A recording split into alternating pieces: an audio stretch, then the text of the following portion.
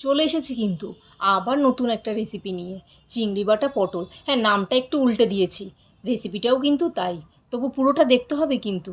পটল এখানে নিয়ে খোসা ছাড়িয়ে নিয়ে দুটো ভাগ করে নিয়েছি। আপনারা চাইলে কিন্তু গোটা পটলেও রান্না করতে পারেন, কোনো অসুবিধা নেই। তার সাথে নিয়েছি পেঁয়াজ বাটা, এখানে একটা বড় মাপের পেঁয়াজ বাটা নিয়েছি। তার সাথে নিয়েছি আদা, রসুন আর কাঁচা লঙ্কা বাটা, রয়েছে রসুন কুচি। তাছাড়াও বাকি গুঁড়ো মশলা তো রয়েছে। আর সবথেকে বড় কথা যেটা রয়েছে সেটা হচ্ছে চিংড়ি মাছ বাটা। এখানে চিংড়ি মাছটাকে আমি কিন্তু খুব মিহি করে বাটিনি। তো চলুন, এখানে তেল বসিয়ে দিয়েছি, সর্ষের তেল গরম হতে হতে পটলের মধ্যে নুন আর হলুদ দিয়ে ভালো করে একটু মাখিয়ে নিতে হবে।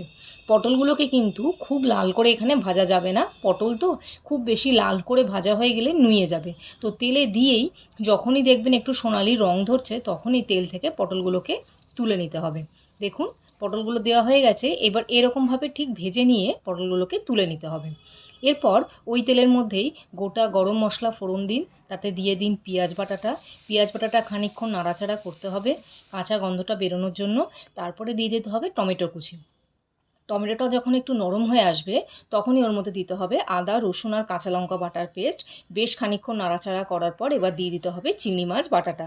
চিংড়ি মাছ বাটাটা দিয়ে খুব ভালো করে কিন্তু নাড়াচাড়া করতে হবে, যাতে চিংড়ি মাছটা মোটামুটি একটু কুক হয়ে যায়।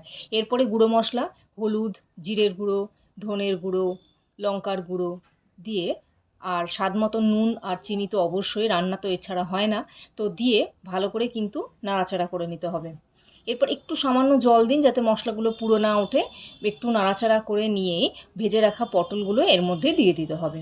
বেশ ভালো করে পটলের সাথে সমস্ত মশলাগুলো, চিংড়ি মাছগুলো ভালো করে একটু নাড়িয়ে চাড়িয়ে নিয়ে ওই মশলার বাটি ধোয়া যেটুকু জল হয় সেটুকু দিয়ে ভালো করে মিশিয়ে দিয়ে ঢাকা দিয়ে রেখে দিন একটু মিনিট 5-10 মতো।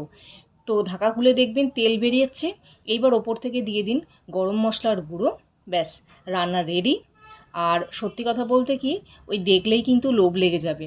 গরম ভাত রেডি রাখুন, কড়াই থেকে নামান, গরম ভাতের সাথে মাখুন আর খেয়ে দেখুন। চলুন, আজকে এই অবধি। টাটা।